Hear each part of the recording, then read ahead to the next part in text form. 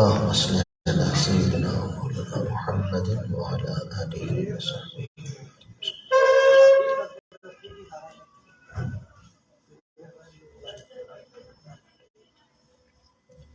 نحمده ونصلي ونسلم على سيدنا ونبينا ومولانا وملجانا ومأوانا محمد رسول النبي الكريم الأمين المكين الرؤوف الرحيم. أما بعد فأعوذ بالله من الشيطان الرجيم. بسم الله الرحمن الرحيم. هو الذي أرسل رسوله بالهدى ودين الحق ليظهره على الدين كله وكفى بالله شهيدا. صدق الله مولانا العظيم.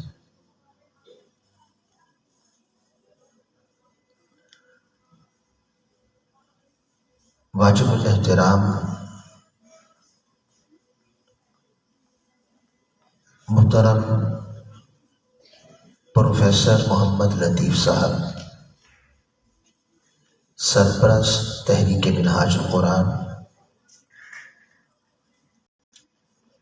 محترم علامہ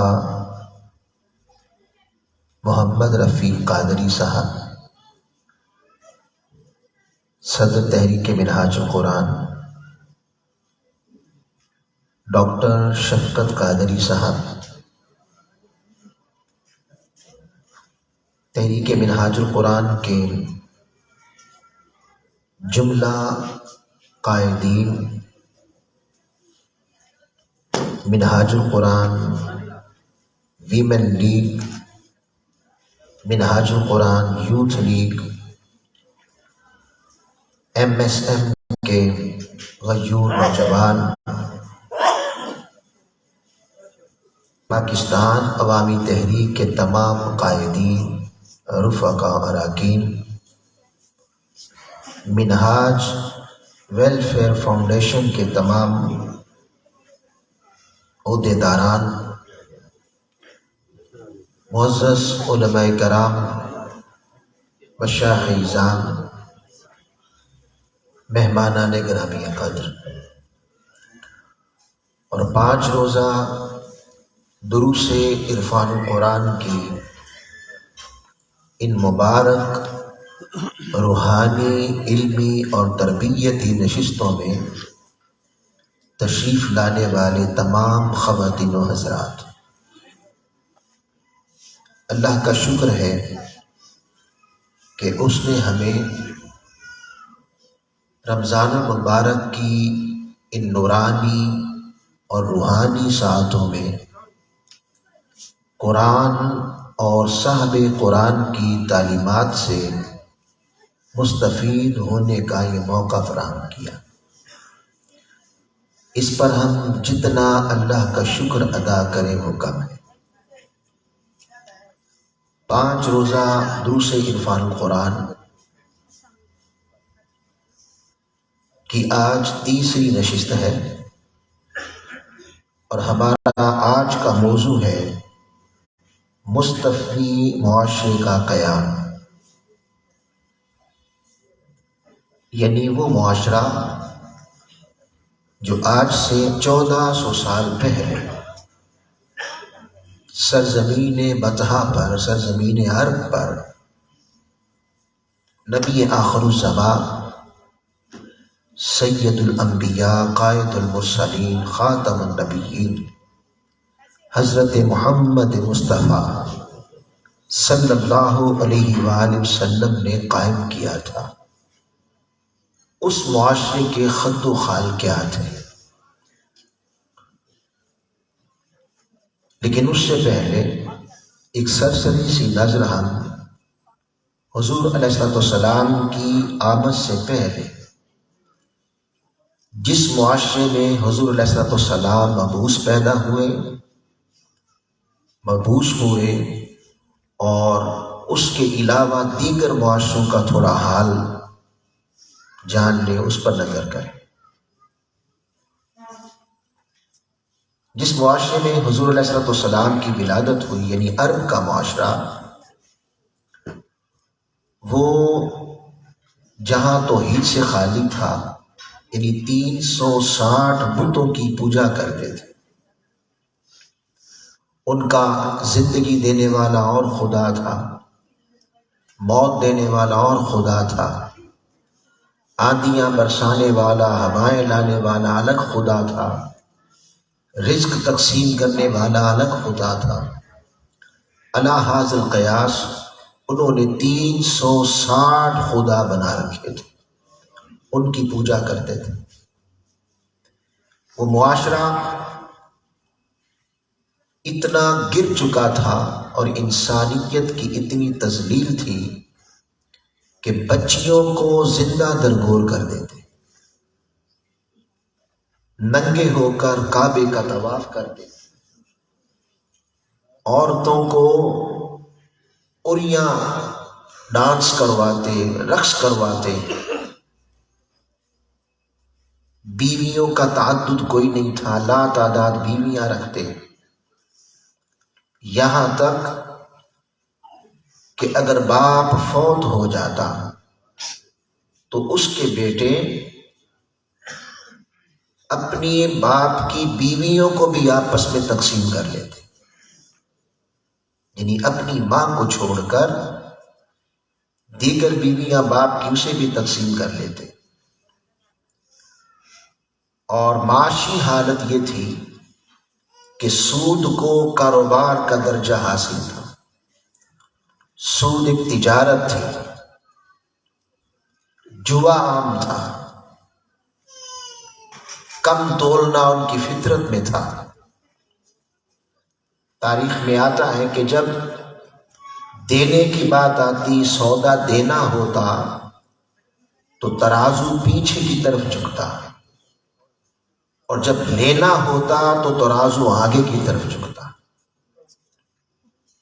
اور اتنے گر چکے تھے کہ چھوٹی چھوٹی باتوں پر جھگڑا شروع ہو جاتا، اور وہ جھگڑا اتنا طول پکڑ جاتا کہ نسلیں اس جھگڑے کی نظر ہو جاتی۔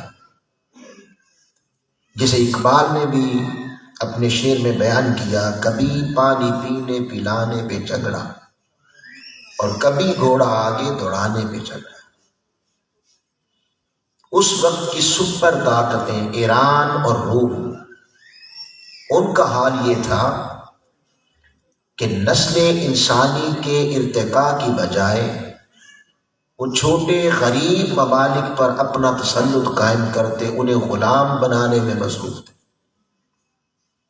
عیسائی دنیا عجیب نظری اور فکری تضادات کا شکار تھی، آسمانی ہدایت کو یکسر بدل کے رکھ دیا گیا تھا۔ یورپ جہالت، ناخواندگی اور جنگ و جدل میں ڈوبا ہوا تھا۔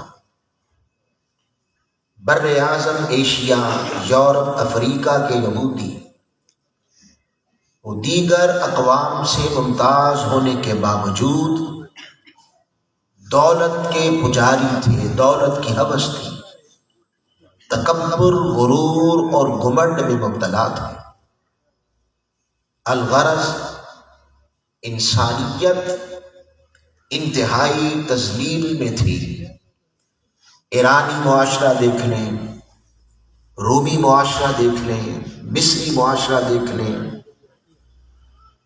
ہندی معاشرہ دیکھ لیں، بازنطینی معاشرہ دیکھ لیں، ہر طرف جہالت تھی، ہر طرف انسانیت سوز معاشرے قائم تھے کہ قدرت کو انسانیت پر ترس آ گیا اور رحم آ گیا، اور سرزمین عرب پر، عرب میں تاجدار کائنات، وجہ تخلیق کائنات، رحمتا للعالمین، شفیع المذنبین، احمد مجتبی، سیدنا و سندنا و نبینا و مولانا جناب پاک حضرت محمد مصطفیٰ نبی آخر الزمان صلی اللہ علیہ وآلہ وسلم آمنہ کی گود میں ظاہر ہو گئے رضی اللہ تعالی عنہ، اور اللہ رب العزت نے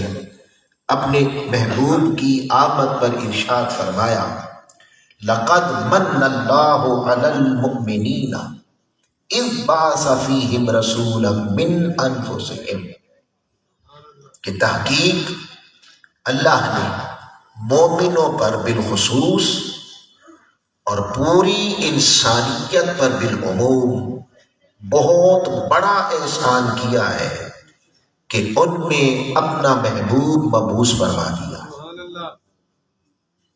یہاں توجہ طلب بات یہ ہے کہ آقا علیہ السلام کی بعثت کا مقصد کیا تھا؟ کیا حضور علیہ السلام صرف وضع قطع کو سنوارنے کے لیے آئے تھے؟ کیا آقا علیہ السلام صرف چلنے کے سلیقے سکھانے کے لیے آئے تھے؟ کیا نبی آخر الزمان بیٹھ کر کھانا کیسے ہے، سونا کیسے ہے، وضع قطع کیا ہوگی، ٹوپی، داڑھی مبارک، امامہ شریف اور ظاہری حلیہ کیسا ہونا چاہیے، کیا حضور علیہ السلام اس لیے دنیا میں مبعوث ہوئے؟ کیا آقا علیہ السلام فقط عبادات سکھانے آئے تھے، فقط سجدہ ریلیاں دیزیاں کروانے آئے تھے؟ نہیں، قرآن مجید سے پوچھیں تو قرآن مجید آقا علیہ السلام کی بعثت کا بہت بڑا عظیم مقصد بیان کرتا۔ اللہ رب العزت نے ارشاد فرمایا، میں نے آپ کے سامنے عنوان گفتگو کے طور پر سورہ بقرہ، سورہ الفتح کی آیت نمبر 28 بیان کی۔ اس میں حضور علیہ السلام کی بعثت کا مقصد بیان کرتے ہوئے قرآن مجید نے کہا هو الذی ارسل رسولہ بالہدی ودین الحق، وہی اللہ ہے جس نے اپنے رسول صلی اللہ علیہ وآلہ وسلم کو ہدایت اور حق کا نظام دے کر بھیجا۔ اب یہاں پر خالی دین کی بات نہیں کی، یوں نہیں فرمایا کہ خالی دین دے کے بھیجا، نہیں، فرمایا بدین الحق، حق پر مبنی نظام دے کر بھیجا۔ اس کا مطلب یہ ہوا، یاد رکھ لیں، ہر چیز کا متضاد ہوتا ہے۔ جیسے رات کا متضاد دن ہے، پانی کا متضاد آگ ہے، دھوپ کا متضاد چھاؤں ہے، اسی طرح حق کا متضاد باطل ہے، حق کا متضاد ظلم ہے۔ اللہ رب العزت نبی پاک صلی اللہ علیہ وآلہ وسلم کی تخلیق اور آپ کی بعثت کے مقصد کو بیان کرتے ہوئے فرما رہا بدین الحق، سچائی پر مبنی، عدل پر مبنی، انصاف پر مبنی نظام دے کے بھیجا۔ کیوں بھیجا؟ لِیُظْہِرَهُ عَلَى الدِّینِ کُلِّهِ، تاکہ وہ سارے نظام جو چوروں کو پالتے ہیں، جو غنڈہ گردی کو پالتا ہے، جو ڈاکوؤں کو پالتا ہے، جو قاتلوں کی سرپرستی کرتے ہیں، جو لوگوں کی بیٹیاں اٹھائی جائیں تو ان کی سرپرستی کرتے ہیں، وہ تمام ادیان باطلہ انہیں جڑ سے اکھاڑ کے پھینک دے اور وہ عدل انصاف کا نظام تمام ادیان باطلہ پر غالب کر دے۔ یہ حضور علیہ السلام کی تخلیق کا مقصد قرآن میں بیان کیا۔ یاد رکھ لیں، ہم ایک لفظ بولتے ہیں سنت. سنت صرف وضع قطع کے بدلنے کا نام نہیں ہے، بلکہ سنت یہ ہے کہ جس مقصد کے لیے نبی آیا اسی مقصد کے لیے امتی کی زندگی بھی قربان ہو جائے، پھر وہ سنت پہ ہے. اور اگر مقصد ہٹا دے، جس مقصد کے لیے نبی نے پتھر کھائے، جس مقصد کے لیے نبی نے تکلیفیں اٹھائیں، جس مقصد کے لیے نبی نے مارکے لڑے، جنگیں لڑے، اس مقصد کو زندگی سے نکال دے اور ظاہری وضع قطع کے سنوارنے کا نام صرف سنت بنا دے، تو اس کا مطلب یہ ہے کہ ایسا تصور قرآن، حدیث اور شریعت اور مصطفیٰ کا نہیں ہے، یہ کسی کا اپنا ہوگا. لہذا حضور علیہ السلام کی زندگی کا مقصد ہی یہ تھا کہ ظلم نہ رہے. اس لیے قرآن مجید نے مومن کی شان کو بیان کرتے ہوئے فرمایا فَيُقْتَلْ أَوْ يَغْلِبْ، کہ مومن ظالم نظام میں نہیں جیتا.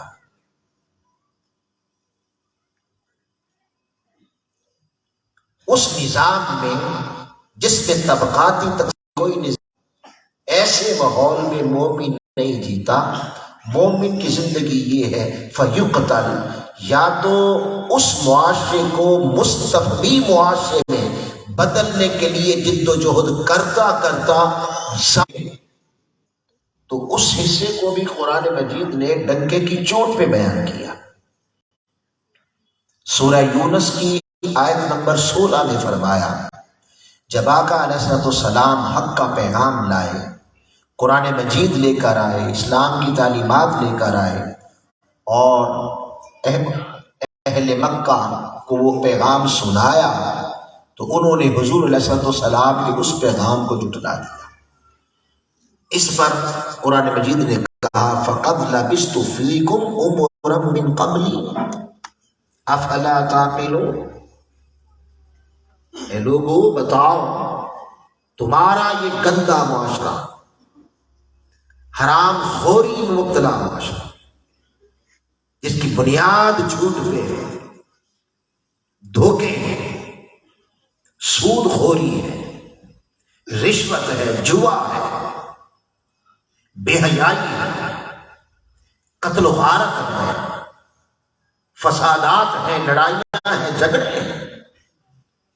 میں نے کوئی زندگی باہر جنگلوں میں جا کے نہیں گزاری. میں نے 40 سال تمہارے اسی معاشرے میں گزارے، اور 40 سال یاد رکھ لیں یہ جوانی کا نقطہ منتہا ہے. یعنی 40 سال کے بعد جوانی ختم ہو جاتی ہے اور 41واں سال آگے بڑھاپے کی طرف سفر شروع ہو جاتا ہے. بچپن بھی یہی گزارا، لڑکپن بھی یہی گزارا، جوانی بھی تمہارے اندر گزاری.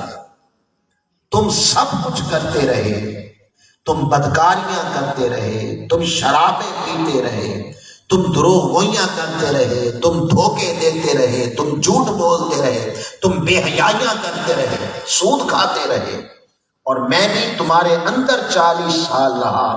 اگر ان 40 سالوں میں تمہارے گندے، بے حیا اور حرام خور معاشرے کا ایک چھینٹا بھی میرے دامن پہ نظر آ جائے تو کہہ دینا میں اللہ کا رسول نہیں. دوستو، یہاں سے پتہ چلتا ہے کہ وہ لوگ جو مستقبی معاشرہ قائم کرنے کے لیے پیدا ہوتے، یا اس سے پہلے ایک بات یہ سمجھ لیں کہ مستقبی معاشرہ صرف اس کے ہاتھوں ہی قرار پائے گا کہ جس کا اپنا دامن جھوٹ سے پاک ہو، جس کا اپنا دامن بے حیائی سے پاک ہو، جس کا اپنا دامن حرام خوری سے پاک ہو، جس کا اپنا دامن دھوکہ دہی سے پاک ہو، جس کا اپنا دامن شراب نوشی، چوری اور غنڈہ گردی سے ماما، لہذا اس سے امید رکھنا مستقی معاشرے کے قیام کی، عدل و انصاف کے قیام کی، حق کے انصاف کے قیام کی، اس سے امید رکھنا جو جب بات کرے جھوٹ بولے، جب کوئی کام کرے دھوکہ دے، جس کی زندگی کا لمحہ لمحہ بے ایمانیوں سے بھرا پڑا، جو چوروں کی سرپرستی کرے، جو قاتلوں کو پالے، جو گنڈوں کو پالے، غریبوں کی بچیاں اٹھائی جائیں اور اٹھانے والے اس کے اپنے گنڈے ہو،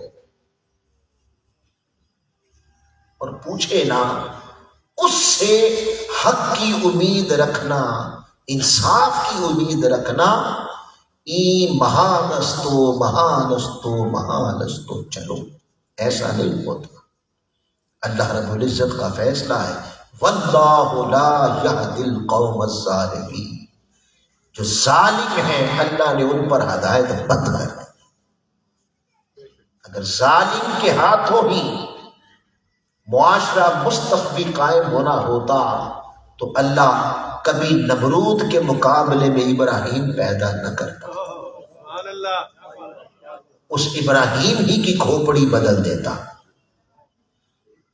اگر ظالم کے ہاتھوں حق کا غلبہ ہونا ہوتا کبھی فرعون کے مقابلے میں موسیٰ نہ آتے، کبھی ابھی اخ کے مقابلے میں عیسیٰ نہ آتے، کبھی جالوت کے مقابلے میں طالوت نہ آتے، اور کبھی ابو جہل، ابو لہب، امیہ بن خلف کے مقابلے میں محمد مصطفیٰ نہ آتے، اور کبھی یزید بدبخت لعین کے مقابلے میں حسین نہ آتے۔ قوم کو سمجھنا ہوگا مستفی معاشرہ ظالموں کے ہاتھوں قائم نہیں ہوتا، یہ اللہ کا اصول ہی نہیں ہے، یہ اللہ کا قاعدہ نہیں، یہ بات سمجھنی ہوگی۔ جو اس سے امید لگاتے ہیں وہ اللہ کے اصول اور طریق کے خلاف ہے، وہ شریعت کے تعلیمات کے خلاف ہے، وہ قانون الہی کے خلاف ہے۔ جو دعائیں کرتے ہیں مولا ظالم کو ہدایت دے دے، اللہ کہتا ہے واللہ لا یہدی القوم الظالمین، اللہ ظالم کو ہدایت نہیں دیتا، اور ہم دعا کرتے ہیں اسی ظالم سے حق آ جائے اور معاشرہ مستقبی بن جائے۔ کتنی نادانی کی بات ہے۔ حضور علیہ السلام نے 40 سال ان کے اندر گزارے اور اپنا دامن پاک دکھایا۔ آپ جو کرنا چاہتے تھے وہ 40 سال اپنے کردار سے اس معاشرے کو دکھایا۔ اور یہاں یہ بات بھی توجہ طلب ہے کہ نبی پاک صلی اللہ علیہ وسلم نے ان 40 سالوں میں عبادتیں بھی کی، ریاضتیں بھی کی، ساری رات اللہ کی بارگاہ میں قیام، رکوع اور سجدے بھی کیے، 40 دن غار حرا میں جا کے سجدہ ریزیاں بھی کی، زہد، ورع، عبادت، وہ بھی حضور علیہ السلام کا معاشرے کے سامنے تھا۔ مگر توجہ طلب بات یہ ہے کہ معاشرے میں جو شہرت پائی وہ عابد کی نہیں تھی، وہ زاہد کی نہیں تھی، وہ عبادت گزار مولوی، پیر اور کسی صوفی کی نہیں تھی۔ اس معاشرے میں جو شہرت پائی وہ صادق اور امین کی تھی، وہ صادق اور امین کی تھی کہ آپ صادق تھے اور بتانا چاہتے تھے صداقت کے قیام کے لیے پیدا ہوا، آپ امین تھے، بتانا چاہتے تھے امانتوں کی حفاظت کے لیے پیدا ہوا اور امن کے قیام کے لیے پیدا ہوا۔ پھر حضور علیہ السلام نے معاشرے کی تبدیلی کے لیے اور مستقبی معاشرے کے قیام کے لیے اپنی عملی جد و جہد کا آغاز کر دیا۔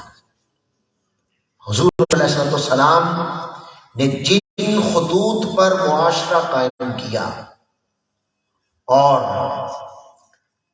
جو تبدیلیاں لائے معاشرے میں، اس کی فہرست لمبی ہے۔ یہ موضوع بڑا وسیع ہے، ایک نشست میں پورا ہونے والا نہیں ہے۔ یعنی آقا علیہ السلام نے انسانیت کو بت پرستی سے نکال کر توحید کا درس دیا۔ وہ جو دیکھے گئے خدا کو ماننے والا انسان تھا، اس کے اندر ان دیکھے خدا کا تصور اتار دیا۔ وہ لوگ جو بچیوں کو زندہ درگور کرتے تھے، آقا علیہ السلام کے فیض، حضور علیہ السلام کی صحبت نے بچیوں کا ادب دے دیا، بچیوں کی محبت عطا کی۔ عورت جو اس وقت معاشرے میں جسے پاؤں کی جوتی کا مقام بھی حاصل نہ تھا، اسے ماں کا اعلیٰ درجہ دے کر جنت اس کے قدموں میں رکھ دی، اسے بیوی کا مقدس مقام دے کر خود جنت قرار دے دیا۔ آقا نے فرمایا اگر دنیا میں اچھی بیوی مل جائے تو وہ دنیا میں ہی جنت کا نظارہ کر لیتا۔ بیٹی اور بہن کا روپ دے کر فرمایا کہ جس نے دو بیٹیوں یا دو بہنوں، ایک بیٹی یا ایک بہن کی اچھی تربیت کی، اسے پالا، اسے اچھی تعلیم دی، اس کے اخلاقیات کو سنوارا اور اس کا نکاح کر کے اسے اپنے گھر تک پہنچا دیا، آقا نے فرمایا اسے جنت کی خوشخبری میں خود دوں۔ جہاں یہ تبدیلی ہم بیٹیوں سے پیار کرتے ہیں، ہم بہنوں سے پیار کرتے ہیں، یاد رکھ لیں یہ ہمارے اندر بیٹی کی محبت، بہن کا پیار ایسے نہیں ہے، یہ کسی کی عطا ہے، یہ کسی نے سکھایا ہے، کسی کا فیض ہے۔ تو میں عرض کر رہا تھا کہ جہاں یہ تبدیلی آئی، آپ نے رشتوں کا تقدس سکھایا۔ وَبِالْوَالِدَيْنِ إِحْسَانًا، والدین سے احسان سے پیش آؤ۔ 7 مقامات پر قرآن مجید میں انہی الفاظ کے ساتھ فرمایا وَبِالْوَالِدَيْنِ إِحْسَانًا، اور جگہ جگہ فرمایا وَآتَى الْمَالَ عَلَى حُبِّهِ ذَوِي الْقُرْبَى وَبِذِي الْقُرْبَى وَإِذَا حَضَرَ الْقِسْمَةَ أُولُو الْقُرْبَى ان اللہ یأمر بالعدل والإحسان وإیتاء ذی القربى، رشتے کو جوڑنے کا تصور دیا اور توڑنے والے کی حوصلہ شکنی کی۔ فرمایا جس نے رشتہ توڑا، خونی رشتہ توڑا، لا يدخل الجنت قاطع، وہ جنت میں داخل نہیں ہوگا۔ جہاں یہ تبدیلیاں لائے، وہاں بنیادی طور پر جو بڑا معاشرہ حضور علیہ السلام نے مستقبی معاشرہ قائم کیا، اس معاشرے کی بنیاد سب سے پہلے جو بڑی بنیاد رکھی وہ حیا پہ رکھی۔ یاد رکھ لیں جب معاشروں میں بے حیائی پھیل جائے اور اسلام کی بیٹی اور حوا کی بیٹی، وہ چادر جو مصطفیٰ نے تمہارے سر پہ رکھی اور جو سیدہ کائنات نے رکھی ہے، اگر وہ چادر اتر جائے تو اس معاشرے کو تباہی، بربادی، ذلت، رسوائی اور غلامی کی زنجیروں میں جکڑ جانے سے کوئی دنیا کی طاقت نہیں روک سکتی۔ معاشرے برباد ہو جایا کرتے ہیں اگر ان کے اندر بے حیائی پھیل جائے۔ اس لیے قرآن مجید میں اللہ رب العزت نے جگہ جگہ حیا کا درس دیا۔ فرمایا ان الذین یحبون ان تشیع الفاحشہ، باطل ہر وقت اس کوشش میں رہتا ہے، اسلام دشمن طاقتیں جب مسلمانوں کے خلاف محاذ آرائی کرتی ہیں تو ان کا پہلا بڑا ہتھیار بے حیائی پھیلانا ہوتا ہے، بے حیائی پھیلاتی ہے۔ اس لیے اللہ پاک نے فرمایا وہ لوگ جن کی یہ خواہش ہے، جو اس کو پسند کرتے ہیں کہ مسلمانوں کے درمیان فی الذین آمنوا، مسلمانوں کے درمیان بے حیائی پھیل جائے، لہم عذاب علیم، ان کے لیے دردناک عذاب۔ مسلمان بھی ہو سکتا ہے بے حیائی کی طرف دعوت دے رہا ہے، معاشرے میں بے حیائی پھیلا رہا ہے، خواتین ہیں ننگے سر میں عریاں لباس پہن کر اگر معاشرے میں آتی ہیں تو لہم عذاب علیم، ان کے لیے دردناک عذاب ہے۔ بے حیائی سے پاک معاشرہ پھر اپنے محبوب سے فرمایا قل، اے میرے محبوب صلی اللہ علیہ وسلم، للمؤمنین، مومن مردوں سے فرما دیجئے، یغضوا من ابصارہم، جب چلو تو اپنی نگاہوں کو جھکا کے چلا کر، حیا کا درس دیا، وَيَحْفَظُوا فُرُوجَهُمْ، اور اپنی شرمگاہوں کی حفاظت کرو، ذَلِكَ أَزْكَىٰ لَهُمْ، یہ پاکیزگی کے زیادہ قریب ہے، یہ تقوی کے زیادہ قریب ہے۔ پہلے مرد مومنوں کو کہا، مردوں کو کہا، اس کے بعد فرمایا قل للمؤمنات، اے میرے محبوب اسی طرح مومن خواتین سے بھی یہ فرما دیجئے، یغضضن من ابصارہن، جب چلے تو اپنی نظروں کو جھکا کے چلا کرے، وَيَحْفِظْنَ فُرُوجَهُنَّ، اور اپنی شرمگاہوں کی حفاظت کرے، وَلَا يُبْدِينَ زِينَتَهُنَّ، اور اپنی زینت اور زبائش کو کھول کر مردوں کے سامنے نہ دکھائے، اسے پردے میں رکھے۔